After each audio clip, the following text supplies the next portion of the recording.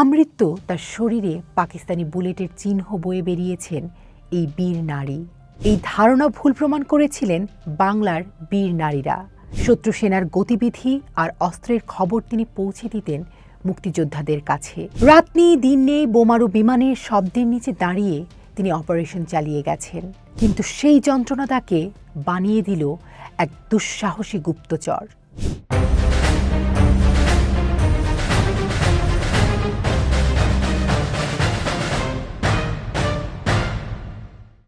1971 সালের মুক্তিযুদ্ধ ছিল একটি প্রকৃত জনযুদ্ধ, যেখানে ধর্ম বর্ণ নির্বিশেষে সবাই ঝাঁপিয়ে পড়েছিলেন স্বাধীনতার নেশায়। কিন্তু ইতিহাসের পাতায় আমরা যখন মুক্তিযোদ্ধাদের নাম খুঁজি, আমাদের অনেকেরই ধারণা থাকে যুদ্ধ মানেই কেবল পুরুষদের লড়াই। এই ধারণা ভুল প্রমাণ করেছিলেন বাংলার বীর নারীরা। নির্যাতিতা হিসেবে নয়, বরং সমুখ সমরে লড়াই করে বীরত্বের সর্বোচ্চ স্বীকৃতি বীর প্রতীক খেতাব অর্জন করেছিলেন তিন নারী। তারা হলেন ক্যাপ্টেন সিতারা বেগম, তারামন বিবি এবং কাঁকন বিবি। আজ আমরা জানব এই তিন অগ্নিকন্যার বিস্ময়কর বীরত্বগাথা। 1946 সালে কিশোরগঞ্জে জন্ম নেয়া সিতারা বেগম ছিলেন একজন চিকিৎসক, কিন্তু 71-এ তার পরিচয় কেবল পেশার মধ্যে সীমাবদ্ধ ছিল না। তিনি ছিলেন পাকিস্তান সেনাবাহিনীর মেডিকেল কোরের লেফটেন্যান্ট। মুক্তিযুদ্ধ শুরু হলে তিনি ফিরে আসেন নিজ গ্রামে। তার বড় ভাই বীর বিক্রম এটিএম হায়দার ছিলেন প্রখ্যাত মুক্তিযোদ্ধা।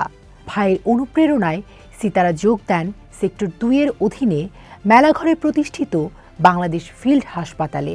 এটি কোনো সাধারণ হাসপাতাল ছিল না। বাঁশ আর সন দিয়ে তৈরি 480 শয্যার এই হাসপাতালটি ছিল যুদ্ধাহত মুক্তিযোদ্ধাদের আশ্রয়ের শেষ ঠিকানা। ক্যাপ্টেন সিতারা ছিলেন এর কমান্ডিং অফিসার। অমানসিক পরিশ্রম আর নিপুণ পরিচালনায় তিনি শত শত মুমূর্ষু মুক্তিযোদ্ধাকে যমদূতের হাত থেকে ফিরিয়ে এনেছেন। রাত নেই দিন নেই বোমারু বিমানের শব্দের নিচে দাঁড়িয়ে তিনি অপারেশন চালিয়ে গেছেন।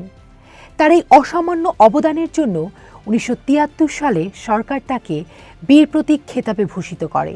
আজ তিনি বিদেশে থাকলেও তার ত্যাগের কথা মেলাঘরের প্রতিটি ধূলিকণা আজও মনে রেখেছে। সিতারা বেগম যখন হাসপাতালের দায়িত্ব সামলাচ্ছিলেন, তখন কুড়িগ্রামের 11 নম্বর সেক্টরে গড়ে উঠেছিল অন্য এক ইতিহাস। সেখানে 13 কি 14 বছরের এক কিশোরী প্রতিদিন মুক্তিযোদ্ধাদের ক্যাম্পে রান্না করতেন। তার নাম তারামন বিবি। মুহিব হাবিলদার নামে এক মুক্তিযোদ্ধা যখন দেখলেন এই ছোট্ট মেয়েটির মনে পাহাড় সম সাহস, তিনি তাকে অস্ত্র চালানো শেখালেন। রান্নাঘরের কাজ ছেড়ে তারামন কাঁধে তুলে নিলেন স্টেন গান। পাকিস্তানি সেনারা যখন নৌকায় করে তার গ্রামে হানা দিত, তারামন তখন লুইস গান দিয়ে তাদের ওপর ঝাঁপিয়ে পড়তেন। সহযোদ্ধারা অবাক হয়ে দেখতেন এইটুকু একটা মেয়ে কিভাবে মেশিন গান নিয়ে পাকিস্তানি বাহিনীকে দিশেহারা করে দিচ্ছে। স্বাধীনতার পর দীর্ঘ 25 বছর তিনি লোকচক্ষুর আড়ালে ছিলেন। 1995 সালে তাকে বীরত্বের স্বীকৃতিস্বরূপ রাষ্ট্রীয় সম্মানে ভূষিত করা হয়। 2018 সালে এই মহিয়সী নারী আমাদের ছেড়ে চলে গেলেও তার অদম্য সাহস আজও বাংলার কিশোর কিশোরীদের অনুপ্রেরণা যোগায়। আসি মুক্তিবেটি কাঁকন বিবির গল্পে। খাসিয়া সম্প্রদায় থেকে আসা এই নারীর জীবন ছিল এক মহাকাব্যিক লড়াই। 1971 সালের জুন মাসে যখন তিনি পাকিস্তানি বাহিনীর হাতে ধরা পড়লেন, তখন তার ওপর চালানো হলো অমানসিক নির্যাতন, কিন্তু সেই যন্ত্রণা তাকে বানিয়ে দিল এক দুঃসাহসী গুপ্তচর। সেক্টর কমান্ডার বীর শওকত আলীর নির্দেশে কাঁকন বিবি পাকিস্তানিদের ক্যাম্পে ভিক্ষুক সেজে ঢুকে পড়তেন। শত্রু সেনার গতিবিধি আর অস্ত্রের খবর তিনি পৌঁছে দিতেন মুক্তিযোদ্ধাদের কাছে। তার দেয়া তথ্যের উপর ভিত্তি করে মুক্তিযোদ্ধারা 20টিরও বেশি সফল আক্রমণ চালিয়েছিলেন। কেবল গুপ্তচর বৃত্তিই নয়, তিনি অস্ত্র চালানো শিখে সরাসরি সম্মুখ যুদ্ধে অংশ নিয়েছিলেন।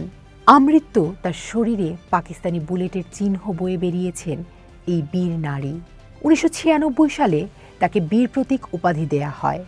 2018 সালে 103 বছর বয়সে তিনি বিদায় নেন, কিন্তু রেখে যান মুক্তিবেটি হয়ে থাকার অমর ইতিহাস।